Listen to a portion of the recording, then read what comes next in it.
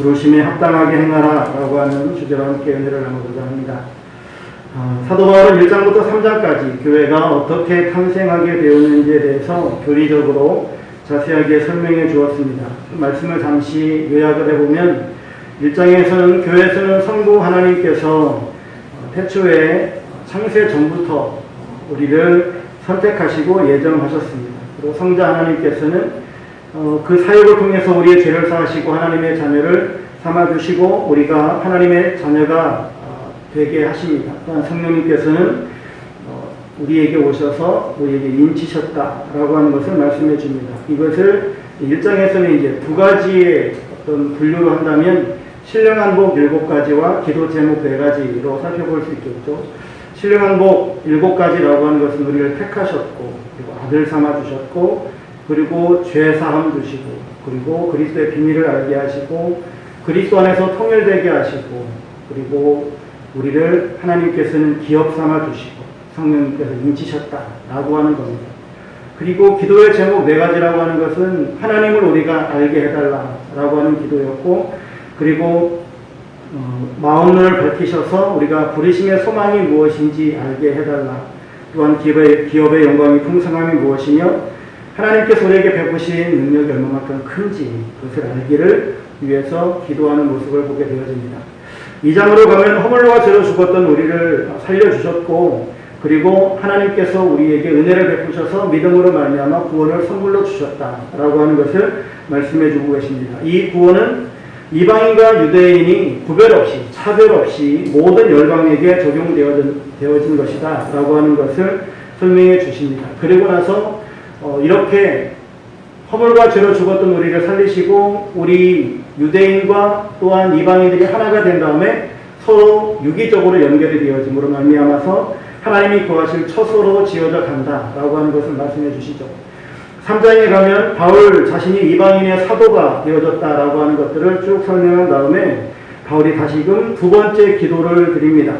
속사람이 강건하게 해달라고 그리스도께서 마음에 계시기를 또한 그리스도의 사랑이 얼마만큼 풍성한지를 우리가 알게 해달라고 기도한 다음에 네 번째로는 하나님의 충만이 우리에게 충만하도록 그렇게 기도하는 모습을 보게 되어집니다.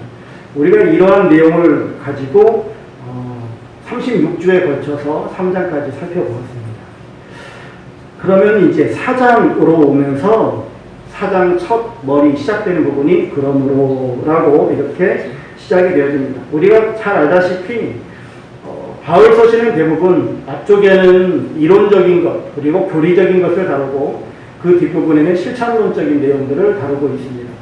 이 에베소서도 3장까지가 교리를 다루고 있고 4장부터 6장까지를 실천론인 다루고 있는 모습을 봅니다. 오늘 본문 또한 오늘 제목을 부르심에 합당하게 행하라 라고 잡았고 또 오늘 본문에서도 부르심에 합당하게 행해야 될 것을 말씀해 주고 계시는데 이 부르심, 하나님께서 우리를 부르셨다라고 하는 것 또는 하나님께서 우리를 왜 부르셨는가 이 부름에 대한 목적이 무엇일까라고 하는 것을 성경을 쭉 살펴보면 한 6가지 정도가 발견이 되어져요. 첫 번째는 평강을 위해서 우리를 부르신 모습을 봅니다. 골로새서 3장 15절에 그리스도의 평강이 너희 마음을 주장하게 하라. 너희는 평강을 위하여 한 몸으로 부르심을 받았나니 너희는 또한 감사하는 자가 되라. 두 번째 우리를 거룩하게 하시려고 부르셨다라고 말씀합니다. 데살로니가전서 4장 7절에 하나님이 우리를 부르심은 부정하게 하심이 아니요 거룩하게 하심이니 동일하게 베드로전서 1장 15절에서도 오직 너희를 부르신 거룩한 이처럼 너희도 모든 행실에 거룩한 자가 되라. 세 번째로는 선을 행하고 믿음의 역사를 이루도록 우리를 부르셨다라고 말씀합니다.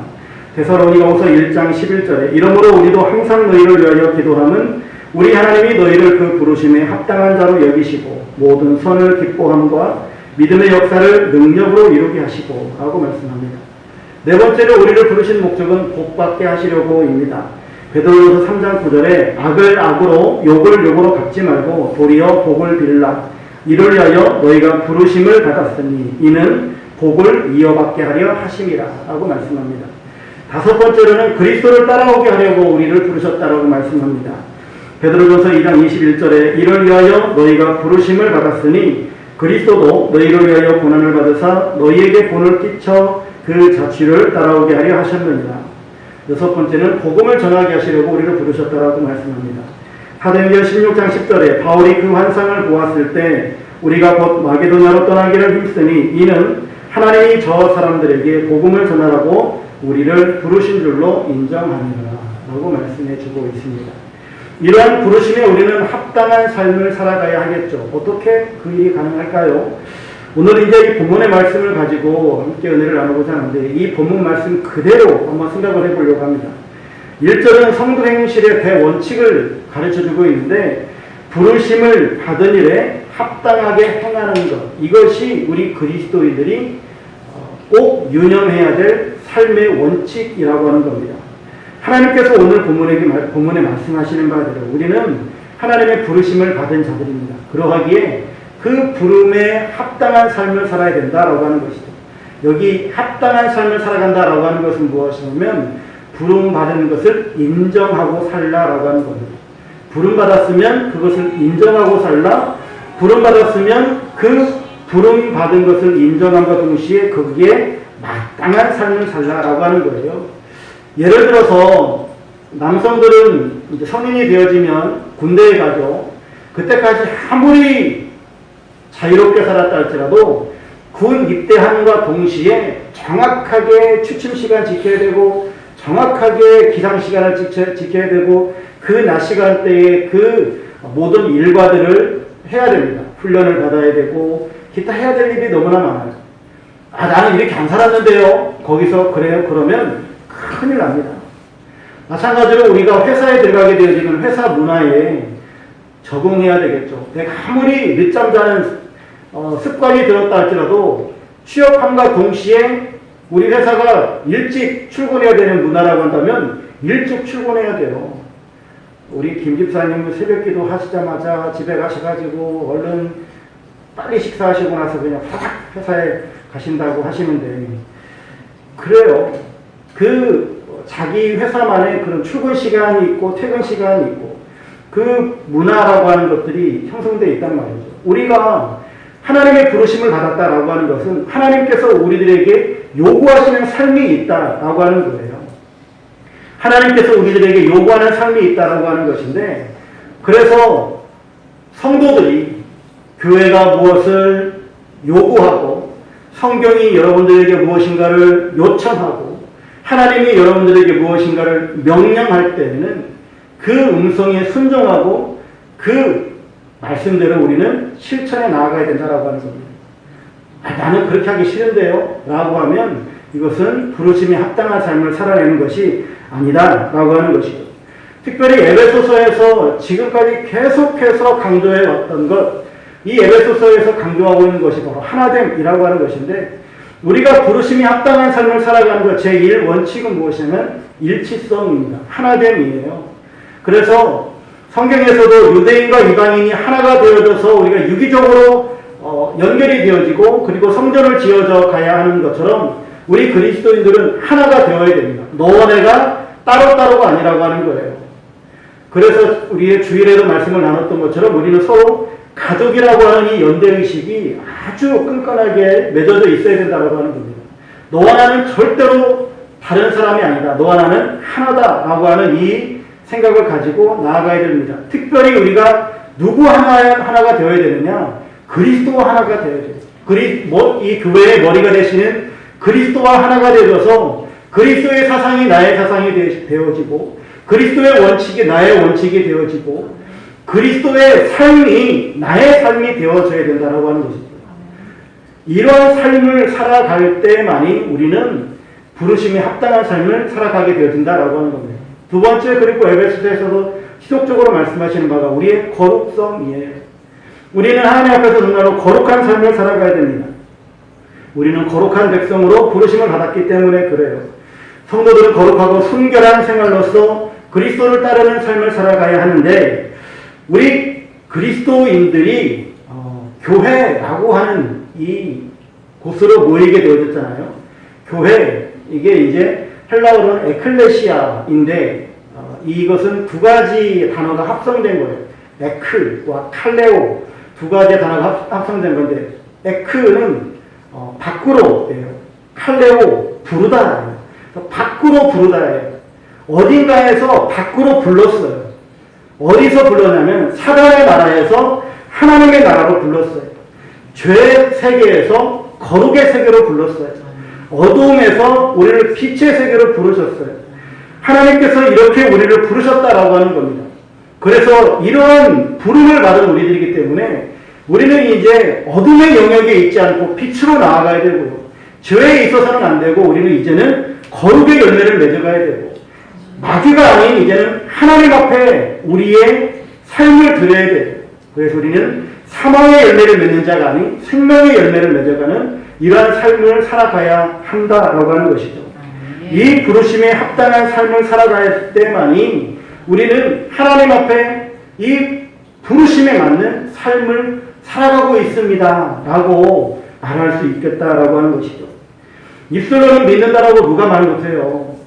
입술로는 다 예수 믿는다고 그래요. 교회에 있는 성도들의 숫자가 뭐 어떤 때는 870만, 어떤 때는 뭐 920만 뭐 그렇게 조사가 됐었잖아요. 2005년도 하고 2015년도 하고 뭐 거기에는 이단들도 포함되어 있고 뭐 소위 말해서 맑은샘 교회, 만납교회, 풍성한 교회 소속되어 있는 분들이 막 몸은 하나인데 어떤 분은 막 교회가 5개인 사람들도 있을 거예요. 그래서 거기에 막 5명으로 뭐 그렇게 올라가 있는 사람들도 있을 거예요. 그러니까 많이 거품이 껴있다는 얘기죠.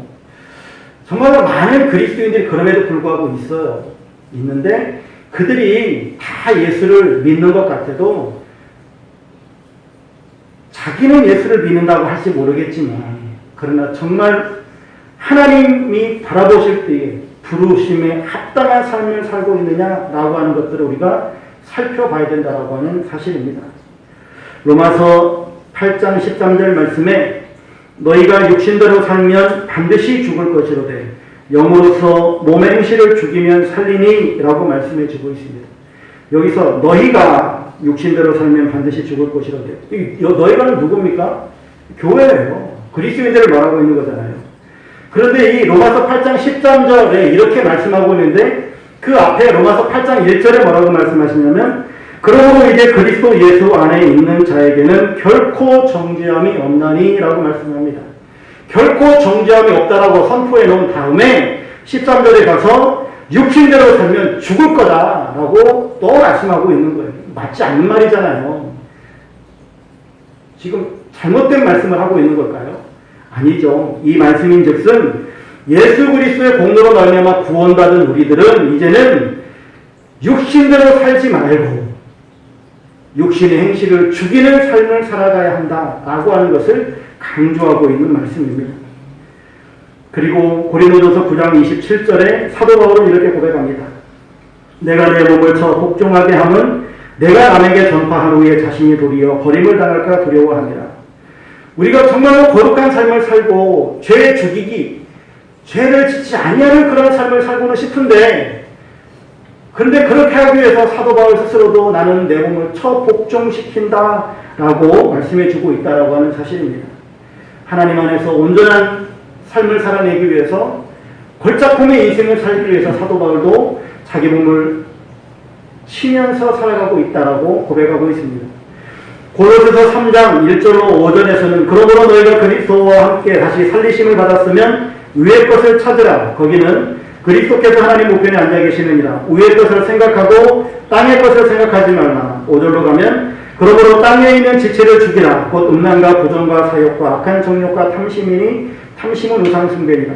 땅에 있는 지체를 죽이라. 누구에게 말씀하시는 겁니까? 바로 우리 그리스도인들에게 말씀하시는 거예요. 그리스도와 함께 다시 살리심을 받았으면 이라고 말씀해 주고 있습니다.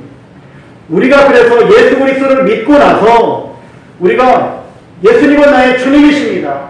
나의 왕이십니다. 나의 구원자이십니다라고 우리가 신앙 고백을 하고 우리는 이제 천국 갈 수 있다라고 생각하면서 할렐루야 하면서 예수 믿은 후에 룰루랄라 행복한 삶을 살아가는 것이 그리스도인들의 삶이 아니라 이 땅을 살아가는 동안에는 우리 정말로 바쁘게 끊임없이 해야 될 사명이 있는데 그것이 무엇이냐면 땅의 지체를 죽이는 이 과업을 우리는 해 나가야 된다라고 하는 거예요.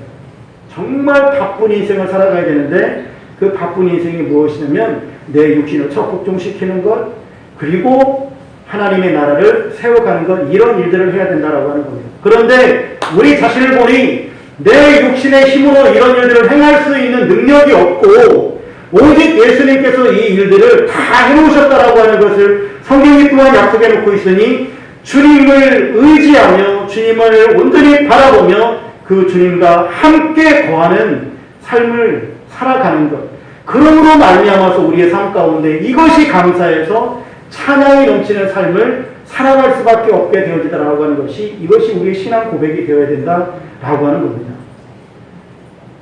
근데 많은 사람들이 예수 믿고 나서 룰루랄라 할렐루야는 부르는데 정작 내 안에 있는 이 죄죽이기, 내 몸을 복종시키는 것, 자기 십자가를 지고 예수님을 따라가는 것, 이것은 등한시 여기는 경우들이 너무나 많아요. 그러니까 소위 말해서 1357구로 살아가려고 그래요. 띄엄띄엄 살아가려고 그래요. 내가 그냥 좋은 것만 취사 선택하려고 해요. 하나님의 말씀은 분명히 이러한 과업들이 있고 과제들이 있고 밟아가야 될 단계들이 있음에도 불구하고 우리가 그런 모든 것들을 너무나 등한히 여기고 그냥 편한 대로 신앙생활을 하려고 하는 이런 경향들이 있더라라고 하는 겁니다.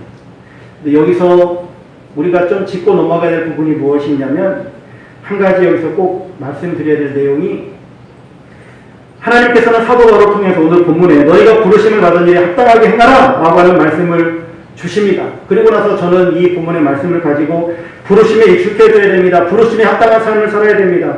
부르심에 익숙해지고 합당한 삶을 살아가는 것은 에베소서의 말씀을 통해서 우리는 일체성을 가져야 되고 거룩성을 띄어야 됩니다.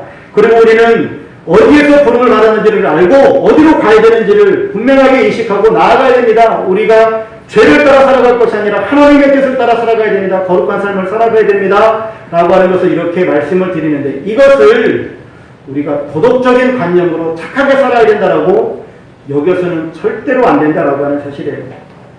성령으로 거듭나서 진짜 죄가 얼마만큼 무서운 것인지, 이 죄의 위험성과 무서움을 알고 이 죄를 내 힘으로 이겨낼 수 있는 힘이 없기에 더욱더 주님을 의지하는, 주님께 의탁하는, 또한 주권을 주님께 온전히 이양하는 이러한 믿음의 삶을 살아가는, 이러한 삶을 살아가는 것, 이 삶이 우리들에게 주어져야 되고 또한 이러한 삶을 살아가야 할 것을 우리가 다시 한번 깊이 각인하는 귀한 시간이 될 수 있었으면 참 좋겠습니다. 우리가 착하게 살다, 혹은 우리가 부르심을 받았으니까 부르심에 합당한 삶을 살아야지, 하나님의 힘써야지, 그래 거룩하게 돼야 되지 라고 그냥 관념적으로 이해하는 수준에 머무르지 마시고 정말 우리의 가슴 깊이 새기고 주님 아니면 이 일을 할 수 없습니다. 오직 주님만이 내 삶의 주권자가 되어 주옵소서. 온전히 믿음으로 맡기고 나아갈 수 있기를 주의 이름으로 축원합니다. 우리는 겉으로 드러나는 죄뿐만이 아니라 우리의 이 속에서 일어나는 그 모든 것들까지 하나님 안에서 정말 해결받고 주님과 동행함으로 말미암아 이겨나갈 수 있기를 간절히 소망합니다. 여러분, 예수님께서는 여자를 보고 음욕을 품는 자마다 간음하는 자라고 그랬고요. 형제에 대해서 나가라 하는 자에게 살인한 것과 동일하게 취급하신 자라고 말씀해 주고 있어요. 근데 우리 이러한 말씀을 들으면 너무 두렵잖아요. 이 말씀을 이행할 수 있는, 그리고 이것이 우리들에게 얼마만큼 심각하게 다가오는지는 뭐 각자의 믿음에 따라 달라지겠지만 너무나도 엄중하고 무서운 말씀이에요. 그런데 이런 것에 대해서 생각하지 않냐고 그냥 쉽게 생각한다면 아니 될 것이고, 이 엄중한 말씀을 우리가 가슴 깊이 새기고 하나님 정말로 주님의 말씀대로 살고 싶습니다 라고 마음속 깊이 새기고 주님께 의탁하며 나아갈 때 하나님께서는 반드시 우리를 고치시고 우리에게 회복의 길과 놀라운 생명의 길로 이끌어 주실 줄로 믿습니다. 왜 그러냐면 이사야 57장 18절 19절에 보면 내가 그의 길을 보았은즉 그를 고쳐줄 것이다. 그를 인도하며 그와 그를 슬퍼하는 자들에게 위로를 다시 얻게 하리라. 입술의 열매를 창조하는 자 여호와가 말하노라. 먼데 있는 자에게든지 가까운 데 있는 자에게든지 평강이 있을지어다. 내가 그를 고치리라 하셨느니라. 하나님의 말씀입니다. 하나님께서 우리를 고치시겠다 약속해 주고 계십니다. 하나님께 온전히 맡기고 나아갈 때에 우리는 이 죄의 습관에서 벗어날 것이고 또한 기도하면 우리를 반드시 고쳐주시겠다 약속하셨으니 기도함으로 주님께 온전히 모든 걸 맡기고 나아가실 수 있기를 주 이름으로 축원합니다. 그리고 오늘 본문을 통해서 우리가 부르심이 합당한 삶, 어떻게 합당한 삶을 살아가야 될 것인가 세 가지를 제시해주고 있는데 2절에서 부르심이 합당한 행위의 구체적인 목록을 기술하죠. 모든 겸손과 온유로 하고 오래 참음으로 사람 가운데서 서로 용납하고 총 5가지가 나오는데 이것을 원문으로 직역을 해보면 모든 겸손과 온유를 가지고 오래 참음을 가지고 이렇게 된 다음에 이어서 나오는 말씀 사람 가운데 서로 용납하고 이것은 수식어예요. 그래서 우리에게 정말로 가져야 될 성품이 무엇이냐면 겸손, 온유, 인내 이 세 가지를 말씀해 주고 있는 겁니다. 이 세 가지 어디서 보았던 말씀과 또한 중복되는 말씀입니다. 성령의 열매예요.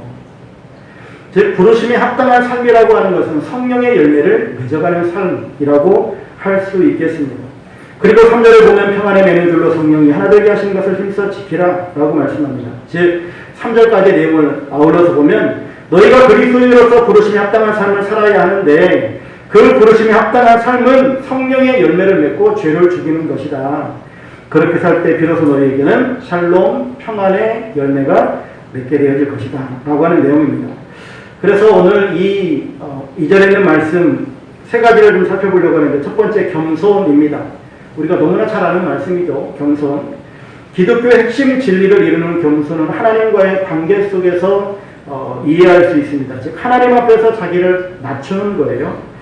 가장 큰 겸손의 도를 보이신 분은 바로 예수님이십니다.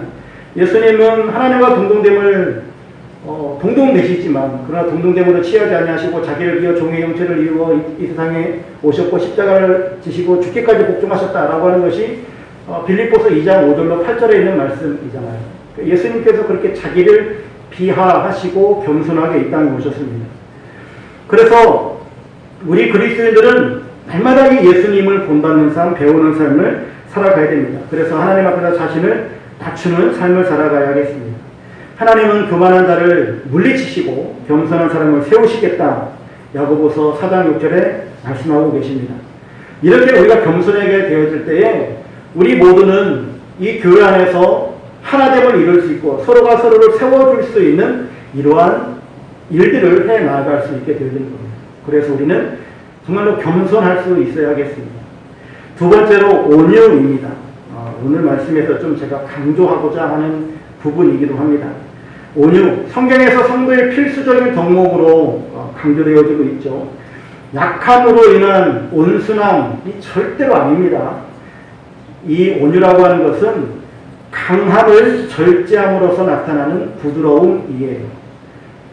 이것을 좀 더 정확하게 말하면 내가 정말로 힘이 세요. 정말로 힘이 센데 이 센 것을 가지고 나를 위해서 쓰지 않고 상대방을 위해서 나의 이 힘을 쓰는 거예요. 그래서 상대를 세워주는 것, 살리는 것, 이것이 온유예요. 나를 위해서 쓰는 것은 온유가 아닙니다. 상대를 위해서 나의 이 강함을 쓰고 살리는 거예요. 예수님께서 나는 온유하고 겸손하다라고 말씀하시죠. 예수님께서 그 온유하셨던 이유는 무엇입니까? 예수님은 12영이나 더 되는 그런 천사들을 호령할 수 있는 분이시지만 그 강함을 쓰지 않고 상대를 위해서, 누구를 위해서? 나를 위해서, 우리 모두를 위해서 예수님께서 그 힘을 쓰신 거예요. 어떻게 해요? 죽어짐의 힘으로. 어머니는, 여인은 약하지만 어머니는 강하다라고 하는 것처럼 그 어머님의 그 사랑과 희생처럼 예수님께서 그 강함을 우리를 위해서 쓰셨다라고 하는 사실입니다. 그리고 마태복음 11장 28절 30절에 수고하고 무거운 짐진 자들아 다 내게로 오라. 내가 너희를 쉬게 하리라. 나는 마음이 온유하고 겸손하니 나의 멍에를 메고 내게 배우라. 그리하면 너희 마음이 힘을 얻으리니 이는 내 멍에는 쉽고 내 짐은 가벼움이라 하시니라. 여러분 상식적으로 생각해 보세요. 예수님께서 나는 마음이 온유하고 겸손하다. 이거 이해되시죠? 나의 멍에를 메고 내게 배우라. 예수님의 멍에를 메고 배우래요. 예수님의 멍에 메고 싶습니까? 예수님처럼 십자가에 죽으실래요? 예수님의 멍에가 쉬운가요? 안 쉬워요. 절대적으로 우리는 할 수 없는 거예요. 그런데 예수님이 뭐라고 하십니까? 나의 멍에를 메고 배우라. 그리하면 너희 마음이 쉼을 얻으리라. 내 멍에는 쉽고 내 짐은 가볍다라고. 우리 이해할 수 없는 말이에요. 그런데 왜 이해가 안 되냐면 온유가 이해가 안 되기 때문에 그래요. 온유가 이해가 된다면 나의 이 강함을 나를 위해 쓰지 않냐고 상대방을 위해 쓰기 때문에 내가 정말 엄청나게 힘이 세는데 상대방을 살리는 일을 위해서 내가 거기에 희생하는 거예요. 그래서 내가 힘들 필요가 없어요. 왜냐하면 상대방을 살려주는 것이 온유이기 때문에 이 목적에 맞게끔 쓰여지는 것이기 때문에 그래서 내 멍에는 가볍고 내 짐은 가벼운 거예요. 우리가 이 온유한 성품을 정말로 배워야 할 터인데 이 온유의 대표적인 사람이 구약시대에 한 명 나오죠. 모세라고 하는 사람이에요. 제가 예전에도 여러분들에게 한번 그런 말씀을 드린 적이 있어요. 저는 모세와 같이 온유하고 싶지 않습니다. 라고 예전에 말씀을 드린 적이 있어요. 저는 하나님께 온유하게 해달라고 절대 지금까지 한 번도 기도해 본 적이 없어요. 왜냐하면 이 말씀이 너무 무서워요. 민수기 12장 3절 이 사람 모세는 온유함이 지면의 모든 사람보다 더하더라. 도대체 이 온유함이 모든 지면의 사람보다 더하기 위해서 이 모세는 얼마만큼 힘들었을까요? 성경에 나와 있는 이 내용은 아주 세발의 피일 텐데 그 모세가 40년 동안 광야 생활하면서 겪은 것의 아주 일부분만을 기록해 놨던 건데 이것만 보아도 피가 거꾸로 솟구치고 저 작것들 그냥 어떻게 하면 해버리고 싶은 이런 마음일 텐데 근데 모세는 그렇지 않잖아요. 그래서 저는 이 모세의 온유함이 부럽지만 달라고 기도해 본 적이 없습니다. 왜요? 이런 삶을 제가 감당할 자신이 없기 때문입니다. 이건 사실 솔직히 인간적인 마음이에요. 근데 성경은 뭐라고요? 우리에게 이 온유함을 나타내야 된다고 하는 것이죠. 이것이 바로 부르심에 합당한 삶이다라고 하는 겁니다. 여러분 정말로 이 온유함, 나의 이 강함을 나를 방어하고 나를 드러내는 데 쓰지 않냐고 백성들을 살리는 데 쓰는 예수님처럼 모세처럼 정말 우리가 다른 사람을 살리는 데에 나의 이 믿음과 헌신과 나의 모든 것들을 사용할 수 있는 여러분들의 삶이 되시기를 주의 이름으로 축원합니다. 마지막으로 하나 더 살펴보면 오래 참음입니다. 오래 참음을 배우기를 원하시나요? 인내. 우리는 인내하면 그냥 참고 견디는 것을 생각하는데 정말 우리가 인내를 배우기 위해서 우리에게 뭐가 필요한지 혹시 아십니까? 주여 인내하게 하소서 인내를 배우게 하옵소서라고 하시는 분이 있다면 제가 기도해 드리겠습니다. 주여 저 사람에게 환난을 주시옵소서. 이 성경적이잖아요. 환난은 뭐요? 그 다음 말씀 환난은 인내를 인내는 연단은 소망을 네 우리가 인내를 정말로 배우기 싶기를 원한다면 하나님께 그걸 기도하시면 돼요. 주여 나에게 환난을 주시옵소서. 그러면 인내를 배우게 됩니다. 자신 있으신가요? 인내하시고 싶으세요? 이것도 쉽지 않습니다. 이것도 너무나 어려운 일이에요. 그래서 오늘 복음에 합당한 삶을 살아내는 것 겸손, 온유, 인내 뭐 하나 녹록한 게 없어요. 우리 힘으로 해낼 수 있는 것이 아무것도 없어요. 여러분 에베소서 1장부터 3장까지 우리가 쭉 말씀을 보아서도 알겠지만 우리가 할 수 있는 일이 없어요. 여러분 그래서 믿음이 우리들에게 있어야 된다라고 하는 겁니다. 하나님의 은혜로 말미암아 믿음을 우리에게 주시고 이 믿음으로 우리에게 구원이 임하는 것처럼 이 믿음이 있어야 우리들에게 구원의 역사들이 일어나게끔 되어 있어요. 우리가 몇 주 전에도 말씀을 살펴봤지만 믿음이라고 하는 것이 단순히 지적 동의가 아니잖아요. 우리가 그것을 이해하고 인정하고 그리고 나의 삶을 맡기고 그리고 나의 주권까지 모든 것을 드리는 이런 삶을 살아갈 때만이 우리는 믿음이 있다라고 이야기를 합니다. 이 믿음이 있는 삶을 살아갈 때만이 이러한 겸손과 온유와 오래 참음의 열매들이 맺혀지게 되어지고 그러므로 말미암아서 우리는 정말로 하나님께서 우리를 부르신 그 부르심에 합당한 삶을 살아가게 되어질 줄로 믿습니다. 바라기는 정말 우리 만나교회 모든 성도님들이 이 부르심에 합당한 열매를 맺어감으로 우리의 이 삶을 통하여서 내 주변에 있는 많은 사람들을 살리고 세우는 역사들이 일어날 수 있기를 주의 이름으로 축원합니다.